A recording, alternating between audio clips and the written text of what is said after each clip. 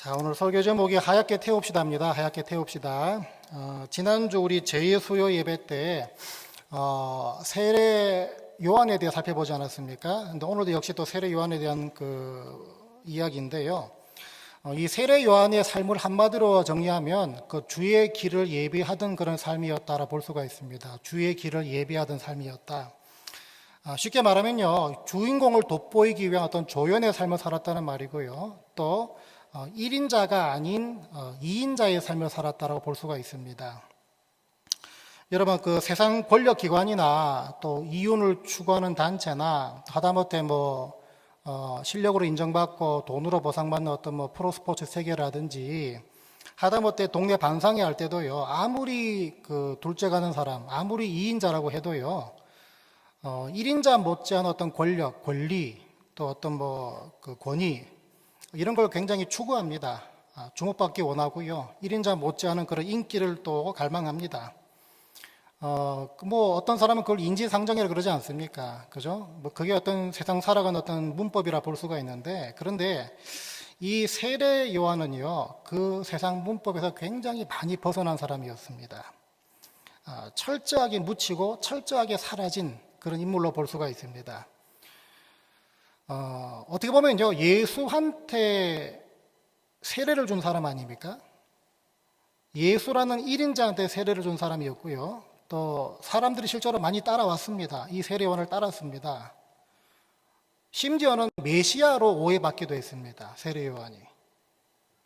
그러니까 실제로 1인자 못지않은 그런 인기, 그런 어떤 인지도, 이게 있던 사람이었습니다. 근데 의도적으로 그 자리를 거부하죠. 의도적으로 그 자리를 거부합니다.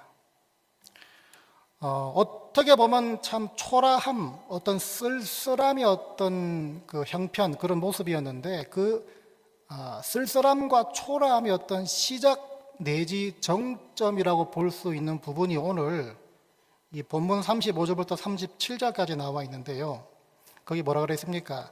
또 이튿날 요한이 자기 제자 중 두 사람과 함께 섰다가 예수께서 거니심을 보고 말하되 보라 하나님의 어린 양이로다. 두 제자가 그의 말을 듣고 예수를 따르거늘. 무슨 상황이죠? 하루아침에 자기 제자들 다 예수께 뺏겼다는 것입니다. 하루아침에 자기 제자들 다 예수께 뺏겼다는 것입니다. 이런 이야기가 얘가 적당할지 모르겠지만요, 제가 오래전에 부교육자로 섬겼을 때 교회가 개척된 교회였습니다. 개척된 교회. 여러분 신문이나 그 기사 인터넷 보면요, 정치권에 보시면 어떤 큰 이벤트를 통해서 지지율이 올라가는 그런 걸 통상 우리가 컨벤션 효과라 그러지 않습니까? 컨벤션 효과.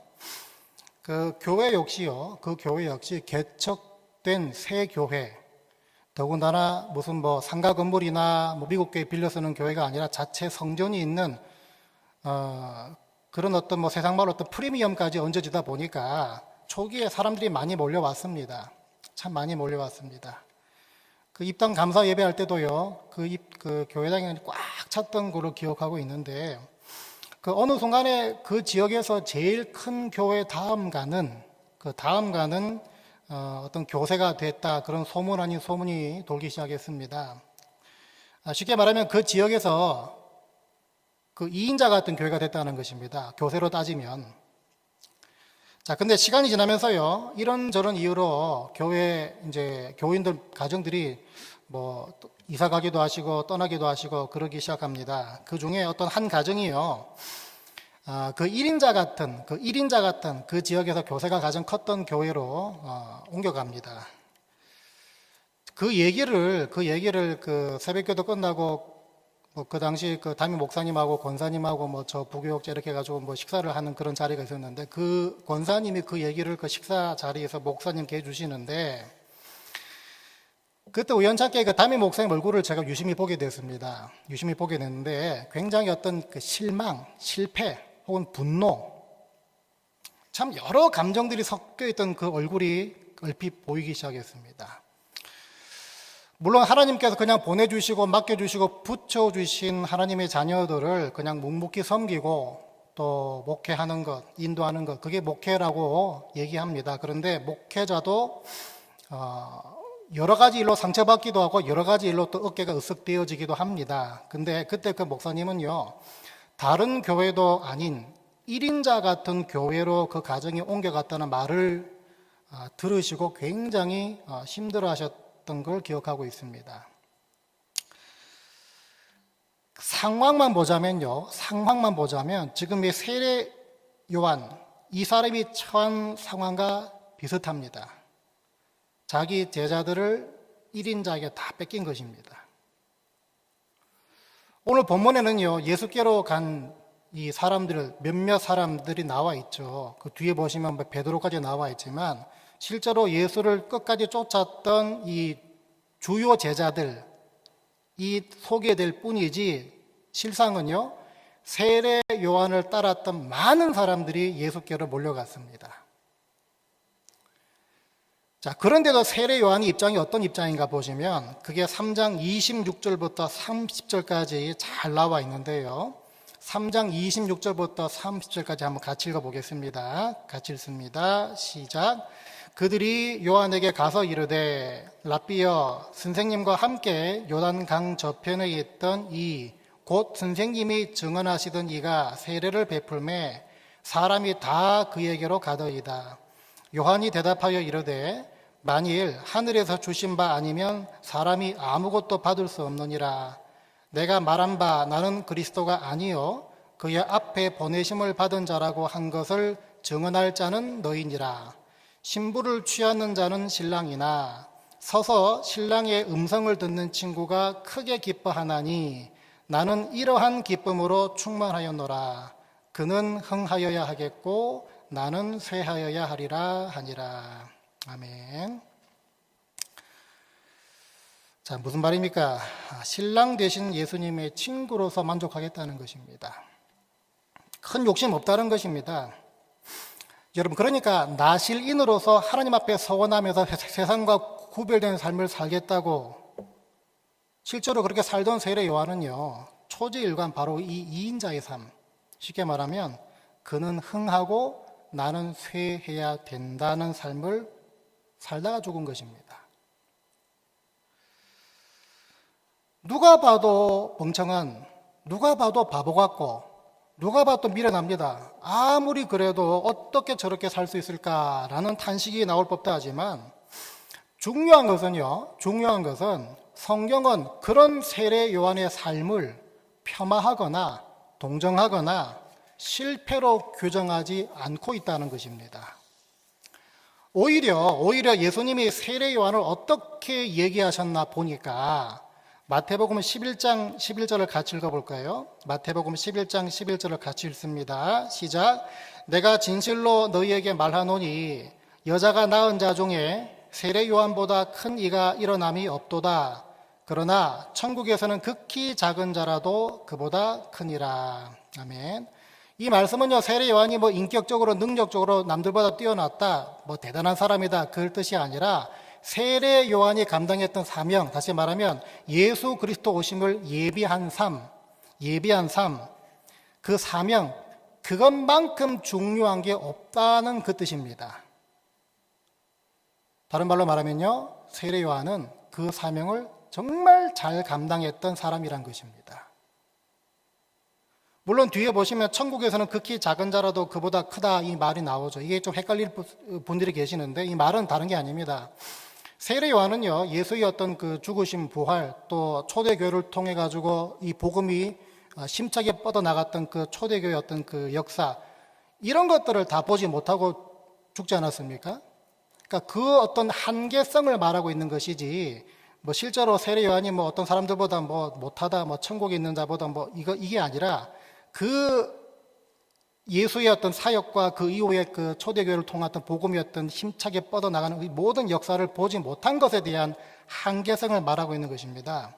그러니까 쉽게 말하면 세례 요한은요, 그 예수 공생의 사역에 있어가 초창기, 다시 말해 그냥 문지방에 서 있었다는 것입니다. 들어가지 못하고. 거기에 한계성을 말하고 있는 것이지 세례 요한이 실제로 좀 형편없다 그 뜻이 아니라는 것입니다. 결국 여러분, 세례 요한을 향한 예수의 평가는 뭐였습니까? 가장 큰 자, 가장 큰 자, 맡은 사명을 정말 멋지게 잘 감당한 인생, 그런 인물, 이것이 바로 세례 요한을 향한 예수의 평가였다는 것입니다.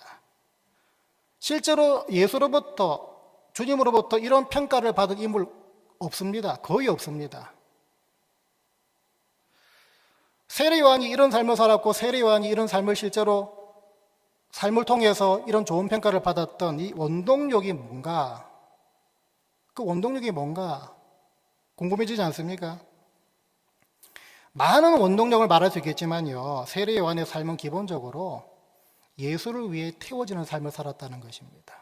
예수를 위해 태워지는 삶. 사순절 기간입니다. 사순절 기간. 사순절 기간 뭐라 그랬습니까? 예수 나 대신 받은 고난과 죽음 묵상하면서 나를 돌아보는 시간이라 말씀드렸고요. 나를 돌아보는 말이 지난주에 뭐라 그랬습니까? 벼룩도 낯짝이 있다, 그 말 드리지 않았습니까? 예수를 향한 내 염치를 챙기는 기간이 바로 사순절 기간이라고 말씀드렸습니다. 쉽게 말하면요, 오늘 이 세례 요한을 봤을 때요, 분명히 사순절 기간 동안 오늘 특별히 예배를 통해서도요, 하나님께서 저와 여러분에게 분명히 물으십니다. 너는 나를 위해 얼마나 태워지는 삶을 살고 있느냐? 너는 나를 위해서 얼마나 태워지는 삶을 살고 있느냐? 성경에서요, 불로 소멸되어지고 소진되어지고 또 태워지는 것, 이걸 얘기할 때 이 불로 태워진다는 걸 참 여러 의미들로 말하고 있습니다. 예를 들면 여러분 출애굽기 3장 보시면 모세가 하나님으로부터 부름받지 않습니까? 그런데 그 부름받는 장면이 참 희한합니다. 떨기나무에 불이 붙었는데 떨기나무가 타지 않고 있습니다. 하나님이 그 안에서 모세를 부르시는데 떨기나무에 불이 붙었는데 떨기나무가 타지지 않고 있다. 이걸 참 재밌게 해석한 글을 본 적이 있는데요. 말씀드린 것처럼 떨기나무에 불이 붙지 않은 채 타고 있다. 그 말은 뭐겠습니까? 그 불꽃은요, 떨기나무를 태워서 나오는 불꽃이 아니라는 말이겠죠. 불이 붙었는데 떨기나무가 태워지지 않고 있다는 말은 그 불꽃은 떨기나무가 태워짐을 통해 생겨난 그런 불꽃이 아니라는 말입니다. 그게 주는 메시지가 있다고 합니다. 먼저 떨기나무는요, 바로 모세를 상징한다는 것입니다. 모세를 상징한다. 자, 무슨 상황입니까? 내가 너를 애굽에 들어가서 내 백성 이스라엘 사람들을 출애굽시키고 약속의 땅으로 인도할 지도자로, 리더로 지금 부르고 세우겠는데 그 부르심과 그 사역을 바로 불꽃으로 설명하고 계십니다. 그게 불꽃이라는 것인데, 그렇다면 무슨 말이겠습니까? 모세가 떨기나무고요, 그 사역과 그 부르심 뭡니까? 불꽃이라면 나는 그 일을 너의 경험, 너의 지식, 너의 성품, 너의 리더십, 아니면 심지어 세상의 어떤 것들을 태워서 하지 않겠다는 것입니다. 오히려 나 여호와가 직접 너를 통해 내가 공급하는 힘으로 일하겠다, 태우겠다는 것입니다. 하나님 이걸 설명하시기 위해서요, 타지 않는 떨기나무 가운데 불 속에서 모세를 부르셨다는 것입니다. 결국 이건 뭡니까? 결국 모세로 태워진 불꽃이 아니라 하나님 스스로 태워지셔서 불꽃이 되셨다. 다시 말하면 그 출애굽과 가나안 땅까지 인도를 하나님께서 직접 끌고 가시겠다는 것입니다. 여러분, 그래서 하나님은요, 이 이야기를 통해서 아까 성경에서 말하는 불 무슨 의미인가, 태워지는 건 무슨 의미인가 말씀드리지 않았습니까? 하나님은 스스로 태우시는 분이십니다. 하나님 스스로 태우십니다. 다시 말하면 이 불은요, 하나님의 어떤 주권과 하나님의 주도적인 열심을 상징한다 볼 수가 있습니다. 또 다른 의미로서 불에 태워지고 소멸되어지고 소진되는 것, 성경을 뭐라고 말하는가 하면요, 여러분, 이 죄를 태우는 것, 죄 씻음받고 죄 사함받는 것뿐만 아니라 죄를 태우는 것도 이 성경에서 말하고 있다는 것입니다. 그게 통상 구약의 성전에서 드려졌던 제사, 수많은 제사 방법 가운데 불로 태우는 제사 있지 않습니까? 이 제물을 불에 태워드리는 화제, 이 화제가 바로 그걸 상징하고 있는데요. 자, 그러니까 재물이 불에 태워진다는 것은요, 곧 나의 죄가 태워진다는 걸 상징한다는 것입니다. 그리고 세 번째, 성경에서 불로 태워지고 소멸되어지고 소진된다는 이 상징적인 의미는요, 하나님의 심판을 얘기합니다. 하나님의 심판. 여러분, 그래서 히브리서 12장 보시면 좀 무서운 말이 나오죠. 소멸하시는 하나님. consuming fire라는 그런 단어가 나오지 않습니까? 불로 심판하시고, 불로 깨끗게 하시는. 그러니까 하나님의 어떤 공의로운 성품이 히브리서 12장에 살짝 비춰지는데요. 이와 같이 세 번째 뜻이 뭐겠습니까? 바로 하나님의 공의로운 심판, 성품, 이것을 또 불에 태운다, 불로 소멸시킨다, 소진시킨다, 그렇게 성경에서 말하고 있다는 것입니다. 특별히 오늘 세례 요한 같은 경우는 그 불로 연관 지을 때 아까 말씀드린 것처럼 태워진 삶을 살았다 그러지 않았습니까? 어디에 연관이 되겠습니까? 세례 요한은요, 예수를 위해서 완전히 태워진 삶을 살았다는 것입니다. 우리가 아이들 말 어른도 자주 쓰지만 하얗게 불태워서 그런 말 쓸 때가 있지 않습니까? 정말 하얗게 불태웠다. 그 말이 뭐겠습니까? 어떤 내 능력, 내 역량을 그냥 다 쏟아부고 다 쥐어짜내 가지고서 어떤 일을 잘 감당하고 마쳤을 때 그때 뭐라 그럽니까? 정말 하얗게 불태웠다 그러지 않습니까? 세례 요한의 삶이 바로 그러했다는 것입니다. 그런데 중요한 것은요, 단순히 그냥 불태운 게 아닙니다. 그 하얗게 태워짐 속에는요, 어떤 보상, 꿍꿍이, 어떤 이익, 어떤 계산, 이게 전혀 없었다는 것입니다. 이게 전혀 없었다는 것입니다.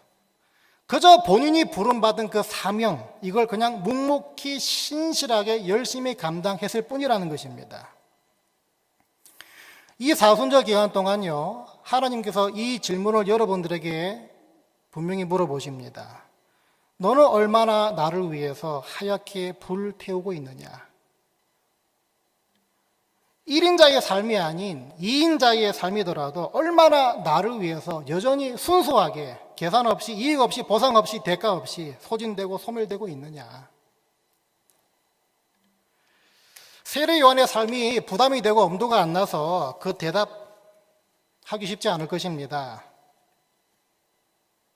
그럼 우리가 이걸 알아야겠죠. 과연 무엇이 세례 요한으로 하여금 그렇게 한눈 팔지 않고 순수하게 그냥 태워지는 삶을 살게 만들었는가?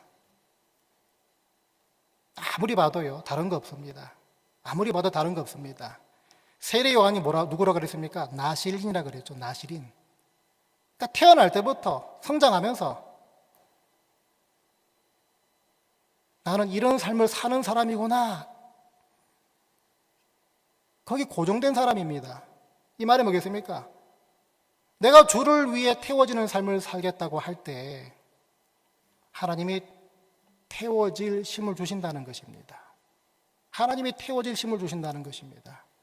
이렇게 해서 태워보겠다, 저렇게 이게 아닙니다. 하나님, 내가 하나님을 위해 하얗게 불태우는 삶을 살아보겠습니다 라고 고백하고 소원할 때 하나님이 태워질 힘을 주신다는 것입니다. 우리가 다 그런 삶을 살아야 될 줄 믿습니다. 각자가 부정적인 것, 각자가 긍정적인 것 깡그리 다 태워서 소진되거나 소멸되어야 할 것들이 분명히 있습니다. 욕심이나 상처나 시험이나 분노나 그런 것이 있다면 여러분 예배 때 그걸 하나님께 태워지는 화제로 드리시길 바랍니다. 하나님 이거 다 태워주세요. 또 여러분들이 실제로 하얗게 불태워야 될 어떤 열심이 있습니까? 어떤 대가나 이익이나 계산, 보상, 숨겨진 의도 없이 그냥 순수하게 내 열심을 통해서 나는 쇠하고 그저 주님만 흥해서 주님만 드러내길 원합니다라고 할 때 주님께서 여러분들 하여금 하얗게 태워질 힘을 주시는 것이고 모세의 떨기나무처럼 주님께서 직접 일하시고 주님께서 영광을 받으시는 것입니다. 중요한 것은요, 세례 요한처럼 이 삶을 살아야겠다, 내가 살아야 되는구나, 그리스도인의 삶이 바로 이런 것일 수밖에 없구나, 여기서부터 시작하라는 것입니다. 여러분, 내 이익과 내 욕심과 내 어떤 보상과 체면과 이런 걸 위해서 주의 일을 하지 마시고요. 그냥 태워지시기 바랍니다. 그냥 하얗게 태워지시기 바랍니다. 나를 따르던 제자들이 다 6개 몰려가도 그게 내 사명이었기 때문에, 그게 내 원래 부르심이었기 때문에 하나도 아깝지 않고 하나도 상처받지 않는 분들 되시기 바랍니다. 그저 소멸되는 불들이 되시라는 것입니다. 사순절은 최소한 그런 삶의 도전에 보는 기간입니다. 이게 왜 필요합니까? 어차피 우리 인생은요, 이 지상에서 평가되는 것이 아니라 하나님 만나볼 때 바로 하늘에서 평가되기 때문입니다. 말씀 뵙겠는데요, 여러분 마태복음 6장 보시면 그 당시 하나님을 믿는 사람들을 크게 두 부류로 나누고 있는 걸 보게 됩니다. 첫 번째 부류는 사람에게 보이고 사람에게 영광 얻으려는 사람들입니다. 이 사람들은요, 기도를 하든 구제를 하든 금식을 하든 주를 위함이라는 타이틀을 걸고 하고 있지만 순수하지가 않습니다. 사람들에게 칭찬과 영광과 인정과 상급을 얻으려는 목적이 깔려 있습니다. 두 번째 부류는요, 은밀한 중에 보시는 너희 아버지가 갚으시리라 하는 그 말씀 속에서 그 갚아주심의 대상이 되는 사람들이 두 번째 부류입니다. 구제가 됐든 기도가 됐든 금식이 됐든 간에 은밀한 중에 보시는 하나님만 알아주시면 더 이상 바랄 게 없다 라고 믿고 생각하는 사람들이 바로 그 사람들입니다. 세례 요한처럼요, 어떤 대가나 어떤 보상, 영광, 또 인정받고자 하는 그런 의도 없이 그저 주를 위해 하얗게 불태우던 사람이 바로 이 두 번째 부류에 다 속합니다. 이런 사람들이 바로 하늘의 상급을 쌓는 사람인 줄 믿습니다. 바라기는 사순절 기간 동안 내가 과연 무엇으로 하얗게 주를 위해 불태울까? 이거 한번 찾아보시기 바랍니다. 그게 부정적인 것, 죄가 됐든 분노가 됐든 오해가 됐든 욕심이 됐든 미움이 됐든 간에 그러면 그걸 예배 때 하얗게 화제로 태우시기 바랍니다. 그게 긍정적인 것, 뭐 기도가 됐든 봉사가 됐든 교회 일이 됐든 간에 헌신 됐든 간에 순수하게 태울 것들을 여러분 찾아보시기 바랍니다. 그럴 때 하나님께서 직접 불태울 힘과 능력도 함께 주시는 것입니다. 그렇게 나는 쇠하고 주는 흥하시라고 할 때 오히려 여러분들을 높여주시고 회복시켜주시는 그 주님을 만나고 경험하게 되시기를 주의 이름으로 간절히 축원드립니다.